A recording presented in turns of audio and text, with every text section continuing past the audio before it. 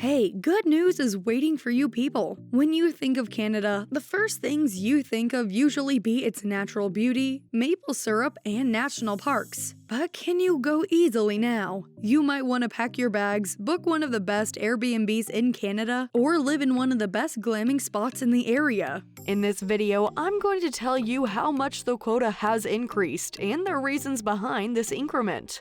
Why do they want more immigrants in their country?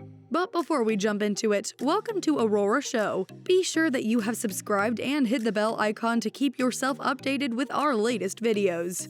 Canada dramatically increases immigration to boost its economic recovery from the coronavirus pandemic by welcoming more than 400,000 newcomers between 2021 and 2023. The only time Canada welcomed over 400,000 immigrants worldwide in a year was in 1913, when it admitted 401,000 newcomers.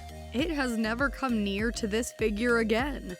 The 2021 to 2023 Immigration Levels Plans points to welcome about 60% of all immigrants under economic class programs, including Express Entry and the Provincial Nominee Program.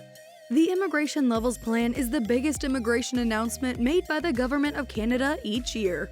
It traces the number of new permanent residents Canada aims to welcome over the coming years and what categories Canada aims to confess them under. Canada invites foreigners under the following categories: financial, family, refugee, and humanitarian and compassionate. Last year, on March 12th, the federal government announced Canada would welcome over 1 million new permanent residents between 2020 and 2022. But unfortunately, days later, Canada had to close its borders due to the COVID-19 pandemic.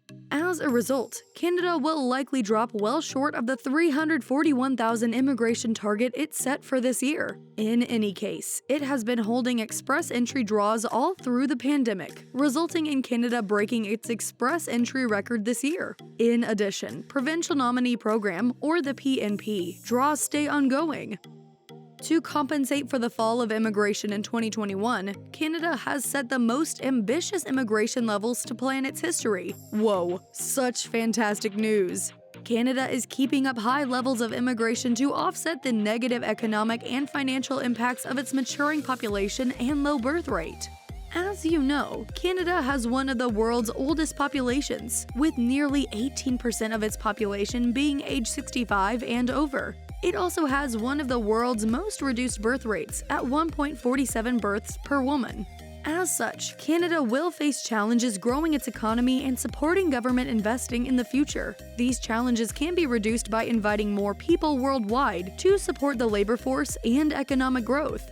The timing of the announcement also makes sense for some important reasons. First, the pandemic has not changed the principal calculus for the opening door for more immigrants to Canada because they still have an aging population and low birth rate. All 9 million of Canada's baby boomers will reach retirement age by 2030, while their birth rate is too low to completely replenish all the Canadians who will be leaving the workforce. Therefore, tapping into underrepresented talent groups such as their inborn peoples, women, and persons with disability is pivotal, but will still not be sufficient to compensate for all the boomers resigning. The pandemic COVID-19 may actually exacerbate Canada's demographic pressures. For example, older workers affected by the pandemic may choose to retire early. In addition, there is big talk that the economic uncertainty caused by the COVID-19 pandemic will cause the birth rate to fall even more.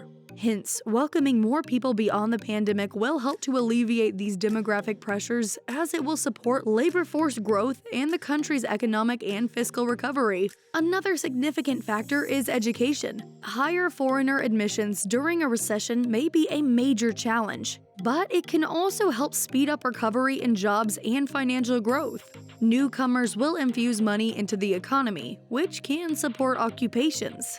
And when they work all day and night, all benefits will be going to boost up Canada's financial growth. More people will grow, more boost up the economy. In addition, Canada invites workers of a very high caliber who will inevitably land on their feet once Canada's economy returns to a normal figure. Canada introduced a new competitive system in 2015 to choose immigrants. Candidates are positioned against each other, and only the highest scoring people are welcome to move here. The system aims to establish immigrants who are pandemic-proof. The federal government selects young, have high language proficiency, professional work experience, education, and experience living in Canada. A recent study by the FID, the Federal Immigration Department, shows these workers perform at high levels in the labor market. This should stay the case for new worker cohorts after the pandemic is behind us. Finally, inviting over 400,000 immigrants per year will be an overwhelming task and will pressure services and infrastructure over the country.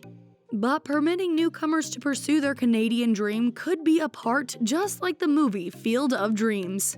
Canada's history proves that if you build it, they will come. The high-minded cycle made through immigration will empower Canada to make the investments necessary to maintain world-class social services and infrastructure. It is difficult to argue that Canada was equipped to welcome high levels of immigration after Confederation. Still, they managed as newcomers helped build arguably the best country in the world. Thankfully, they are much better equipped today than they were in the decades following 1867. Another thing is they have conducted regular draws and they have been inviting people. Still, people have not been able to land in Canada because of expiring COPRs or because of travel restrictions. There have been delays in processing spousal PRs and the parents' and grandparents' sponsorship applications. There have been several delays, which is why they would not be able to meet their target of 341,000 people in 2020, so that is one of the reasons why they're extending this target.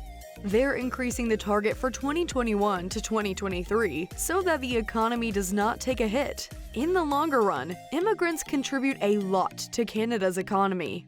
Now let me give you a very straightforward advice. Canada has set this immigration target for 2021 to 2023. But if you are willing to apply and are eager to immigrate to Canada in the upcoming months, that should not stop you.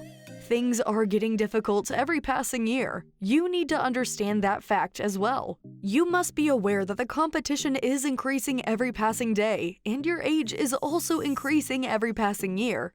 When your age increases, your points decrease, so your chances of immigrating to Canada would be reduced. If you apply, it can take 6 months or perhaps even 1 year to approve. So if you're willing to apply, you should apply right away. That's my advice to all of you.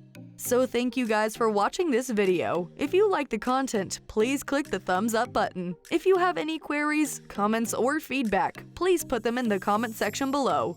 And yes, if you haven't subscribed to my channel yet, please click the subscribe button before moving to the next video.